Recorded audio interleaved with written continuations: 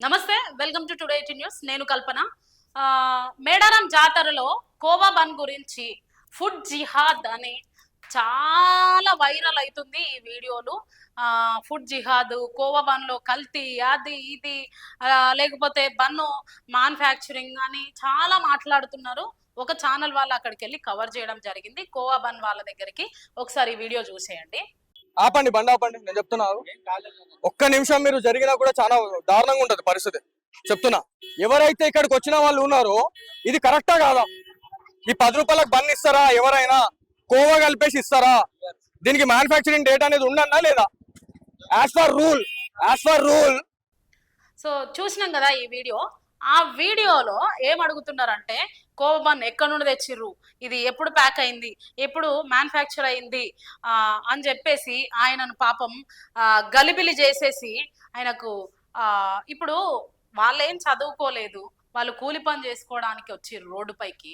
ఎండలో ఎండుతారు, వానలో నాంతారు, చలికి వణుకుతూ వాళ్ళేదో ఎంత కష్టపడ్డా కూడా రోజుకి 1000 రూపాయలు మిగులుతుందా అనే ఆశతో వాళ్ళు వచ్చి అక్కడ ఆ కూలి పని చేసుకుంటుంటే ఆయనను మొత్తం గుమ్మిగూడి ఆయన ఏమంటారు, నీకెందుకు టెన్షన్ అవుతుంది, నువ్వు తిను, నీకెందుకు చెమటలు పడుతున్నాయి అని అడుగుతారు. చూడండి ఈ వీడియో. మీరు ఎందుకు తింటలేరు? మేము కూడా తింటాం మేడం, అప్పుడప్పుడు తింటున్నావు.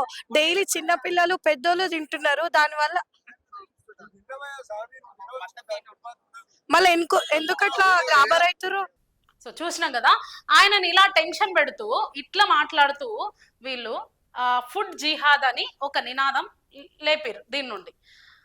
అసలు నాకు ఒక విషయం అర్థం కాదు. రోడ్ సైడ్ వాళ్ళు ఏదో బన్ను కోవా పెట్టుకొని అమ్ముకుంటుంటే అది 2-3 రోజులకు తయారు చేస్తారో, ఒక రోజుకు తయారు చేస్తారో, లేకపోతే ఆ ఫుడ్ రోజు తినే వాళ్ళకు తెలుస్తూ ఉంటది అది ఎలా ఉంది ఏం కథ అని. సో పబ్లిక్ ఆలోచన ప్రకారంగా మీరు ఒకసారి కామెంట్ చేయండి. రోడ్ సైడ్ వాళ్ళు ఏదో చిన్న కూలి పని, చిన్న బిజినెస్ చేసుకుంటున్న వాళ్ళ దగ్గరికి వెళ్ళి ఇంత గలిబిలి చేయడం కరెక్టేనా? ఇది ఒకసారి ఆలోచించండి. అయితే ఈ సోషల్ మీడియాలో ఎవరైతే ఈ వీడియోని చేసిండ్రో కోవా బన్ గురించి, ఫుడ్ జిహాద్ అని చేసిన వాళ్ళను నేను ఒక ప్రశ్న అడుగుతున్నా.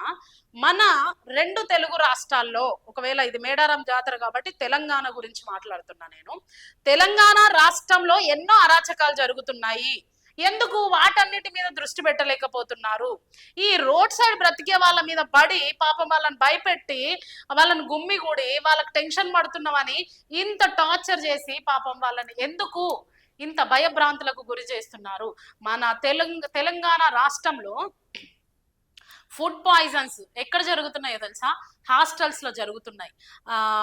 నిన్నటికి మొన్న గర్ల్స్ హాస్టల్లో జరిగింది, బాయ్స్ హాస్టల్లో జరుగుతుంది. ఈ ఫుడ్ పాయిజన్ జరిగే సంస్థలను వదిలేసి, ప్రభుత్వాన్ని క్వశ్చన్ చేసే ఆ రైట్ వదిలేసి ఎక్కడో రోడ్డు మీద బ్రతికే వాళ్ళ దగ్గరికి వెళ్ళి ఇది మ్యానుఫ్యాక్చర్ ఎప్పుడు చేసిండ్రు, లేకపోతే దీన్ని మీరు తింటారా, మీ పిల్లలు తింటారా అంటే అది కోపన్ను. పిల్లలు తినకపోతే ఏం చేస్తారు? వాళ్ళు రోడ్ సైడ్ అమ్ముకుంటున్నప్పుడు వాళ్ళ పిల్లలు ఎందుకు తినరు? ఒకసారి ఆలోచించండి ప్రజలారా. మనం ఏం చేస్తున్నాం? అసలు సమాజంలో ఏం జరుగుతుంది అంటే ఫేమ్ అవ్వడానికి ఏదైనా చేసేయొచ్చు అని అనుకుంటున్నారు. సోషల్ మీడియాలో ఫేమ్ అవ్వాలి అంటే ఏదైనా చేసేయొచ్చు అని అనుకుంటున్నారు. కానీ ఇది ఎంతవరకు కరెక్ట్ అనేది మీరే ఆలోచించండి. రోడ్ సైడ్ ఎన్నో అమ్ముతుంటారు, ఇడ్లీ, వడ, పానీపూరి ఇవన్నీ అమ్ముతుంటారు, కోవా బన్ అమ్ముతుంటారు. మన హైదరాబాద్ లో స్ట్రీట్ ఫుడ్ ఎంత ఫేమస్ ప్రతి ఒక్క యువతకి తెలుసు. అయితే వాటన్నింటినీ వదిలేసి ఈ కోవా బన్ మీద పడడం ఇది ఎంతవరకు కరెక్ట్? దీనికి మళ్ళీ ఇంకో పేరు పెట్టిరు, ఫుడ్ జిహాద్ అంట.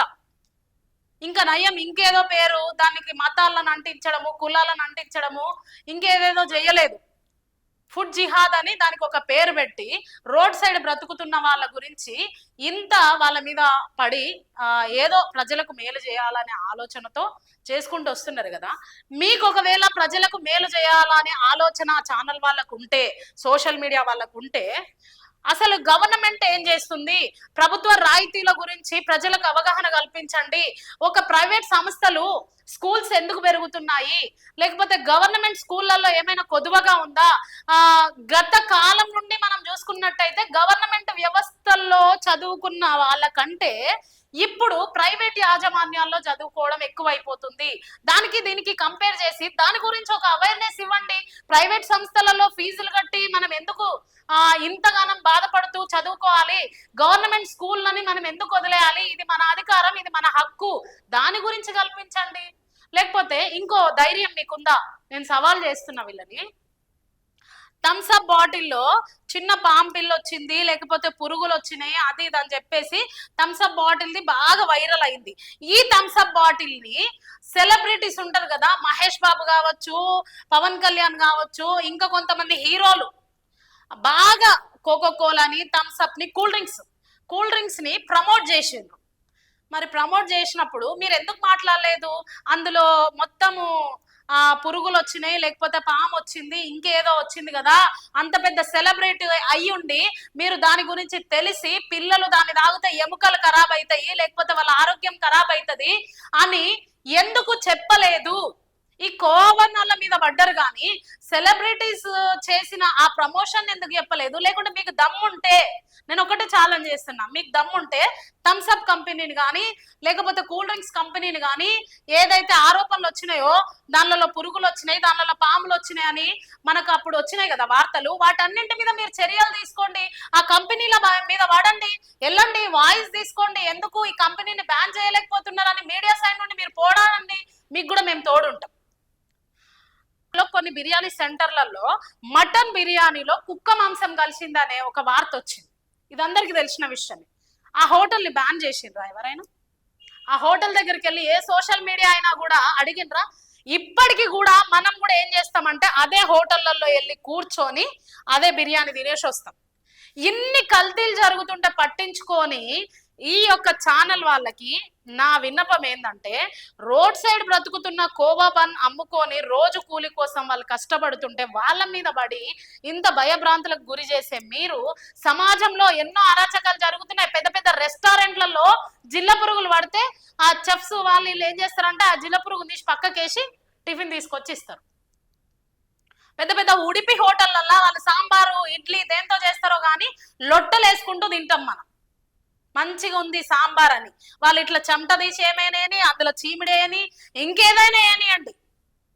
అంటే నేను ఇక్కడ పెద్ద రెస్టారెంట్లు అన్ని కూడా అట్లే అని నేను తప్పు పట్టడం లేదు, కానీ రోడ్ సైడ్ ఉన్న వాళ్ళ దగ్గరకు వెళ్ళి ఇది కల్తీ ఆహారం, కల్తీ ఫుడ్, పిల్లల ఆరోగ్యం ఏమైపోవాలని మాట్లాడుతున్న మీరు మరి పానీపూరి తింటున్నారు కదా, పానీపూరి గురించి అవగాహన ఇవ్వండి.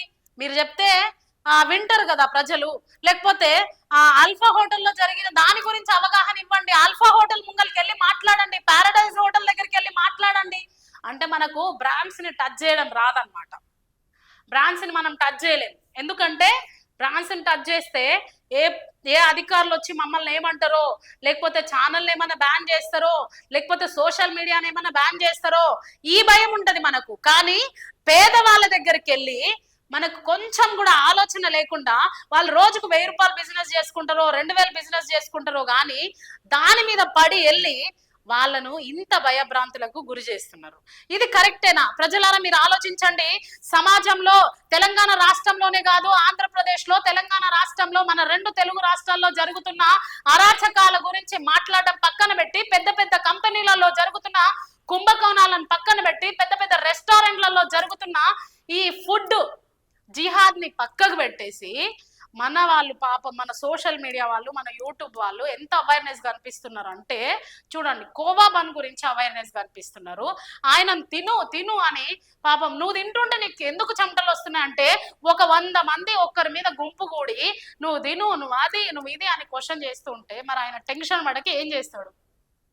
మీరు ఆలోచించండి.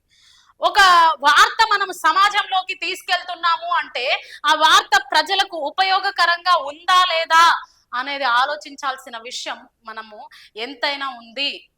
రోడ్ సైడ్ వాళ్ళని పట్టుకొని ఎందుకు ఇంత చిత్రహింసలు చేయడం, ఇది ఎంతవరకు కరెక్ట్? ప్రజలారా మీరు ఆలోచించండి. పెద్ద పెద్ద రెస్టారెంట్లలో జరుగుతున్న వాటిని వెలికి తీయకుండా, లేకపోతే ఒకవేళ మనకు దమ్ముంటే నేను చెప్తున్నా, ప్రతి సోషల్ మీడియాలో ఇలాంటి నినాదం లేవనెత్తిన ప్రతి సోషల్ మీడియా వారికి మీకు దమ్ముంటే పారడైజ్ కిచెన్లకు వెళ్ళి మీరు వంట ఎలా చేస్తున్నారని షూట్ చేయండి. వాళ్ళంతా బాగానే చేస్తున్నారా? లేకపోతే వాళ్ళ ఫ్రిడ్జ్ లో ఎన్ని రోజుల నుండి చికెన్ స్టోర్ అయ్యి ఉంది, ఆ చికెన్ కి మ్యానుఫ్యాక్చరింగ్ ఉందా? లేకపోతే బిర్యానీ తీసుకొస్తున్నారు మనకు, అది రాత్రి బిర్యానీయా లేకపోతే నిన్నటి బిర్యానీనా, ఎప్పటిదప్పుడే కుకింగ్ చేసి తీసుకొస్తున్నారా? వీటన్నింటినీ షూట్ చేయండి మీకు దమ్ముంటే. పెద్ద పెద్ద రెస్టారెంట్ కి వెళ్ళండి. ఈ కోవా బన్న ఆయన రోడ్డు మీద ఉన్నాడు కదా అని చెప్పి వాళ్ళ మీద పడి ఆ కోవా ఎట్లా తయారు చేసిర్రు, అందులో పాలు కలిపిర్రా, నీళ్లు కలిపినరా, లేకపోతే బన్ను ఏ డేటుకు తయారు చేసిర్రు, ఇందులో మైదా పిండి కలిపిర్రా, అసలు ఏం జరుగుతుంది మన సమాజంలో? ఎన్నో అక్రమాలు జరుగుతుంటే, హాస్టళ్లలో ఫుడ్ పాయిజన్ అయ్యి అమ్మాయిలు చనిపోతుంటే, అబ్బాయిలు చనిపోతుంటే, విద్యార్థులు చనిపోతుంటే పట్టించుకోరు. కానీ ఇట్లా రోడ్ సైడ్ బ్రతికే 500 రూపాయల కోసం 1000 రూపాయల కోసం బ్రతికే వాళ్ళ మీద పడడం ఇది ఎంత వరకు కరెక్ట్? అంటే ఫేమ్ అవ్వడానికి ఏమైనా చేసేస్తారా? దయచేసి ప్రజలారా ఒక విషయం ఆలోచించండి. అట్లనే మా టుడే 18 న్యూస్ ఛానల్ నుండి నేను ఒకటే కోరుకుంటున్నా, సోషల్ మీడియాలో ఉన్న వారిని దయచేసి మన మీద ఉన్న గౌరవాన్ని, ఆ గౌరవంగానే ఉంచుకుందాం. ఒకప్పుడు జర్నలిస్టులు అంటే ఎంతో కష్టపడి నిజాన్ని నిర్భయంగా చెప్తారు అనుకునే స్టేజ్ నుండి వీళ్ళు ఫేమస్ అవ్వడం కోసము ఏదైనా చేస్తారు అనే దిగజారే స్థితికి మనము దిగజారిపోతున్నాము. దయచేసి మీడియా వాళ్ళందరూ కూడా ఆలోచించండి. ఒక వార్త మనం సేకరిస్తున్నాము అంటే అది ప్రజలకు ఎంత శాతం ఉపయోగపడుతుంది అని మనం ఆలోచించాల్సిన విషయం ఎంతైనా ఉంది. సో ఆ ఛానల్ వాళ్ళకైతే నేను ఒకటే చెప్తున్నా, అది రిక్వెస్ట్ అనుకోండి, డిమాండ్ అనుకోండి, ఇంకేదైనా అనుకోండి, వాట్ ఎవర్, కానీ ఆ రోడ్ సైడ్ ఉన్న వాళ్ళ మీద పడకుండా ఎన్నో అక్రమాలు జరుగుతున్నాయి. వాటన్నిటి మీద దృష్టి పెట్టి రియల్ ఎస్టేట్ లో కుంభకోణాలు, ప్రభుత్వ ఉద్యోగుల దగ్గర కుంభకోణాలు, గవర్నమెంట్ స్కూళ్ళలో కుంభకోణాలు, విద్యా రంగంలో కుంభకోణాలు, వైద్యంలో కుంభకోణాలు, ఇన్ని వదిలేసి పోనీ మీరు ఫుడ్ జిహాద్ అన్నారు కదా, ఫుడ్ విషయంలోనే కుంభకోణాలు జరుగుతున్నాయి. సో వీటన్నిటి మీద దృష్టి పెట్టండి దయచేసి. ప్రజలారా మీరు కూడా ఆలోచించండి.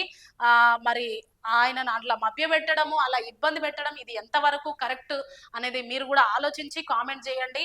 దయచేసి ఇలాంటి వాటిని ఎంకరేజ్ చేయకండి అని చెప్పేసి నేను తెలియపరుస్తున్నాను.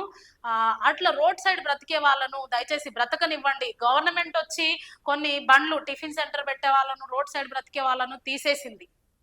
మళ్ళీ మనం కూడా వాళ్ళ బిజినెస్ కి ఇబ్బంది కలిగించేలాగా బిహేవ్ చేసి వాళ్ళ కడుపు మీద కొట్టొద్దు. దయచేసి ఒక్క విషయం ఆలోచించండి, వాళ్ళ కడుపు మీద కొట్టే ప్రయత్నం అయితే చెయ్యొద్దు. పెద్ద పెద్ద బిలిగేట్స్ ఉన్నారు, ఇంకా వేరే వేరే వాళ్ళు ఉన్నారు, వాళ్ళందరూ కూడా ఏం కల్తీ చేస్తున్నారో అది ఒకసారి ఆలోచించి అలాంటి విషయాలను వెలికి తీయడానికి మన తెలివితేటలను ఉపయోగించి మన సోషల్ మీడియాని ఉపయోగించుకుందామని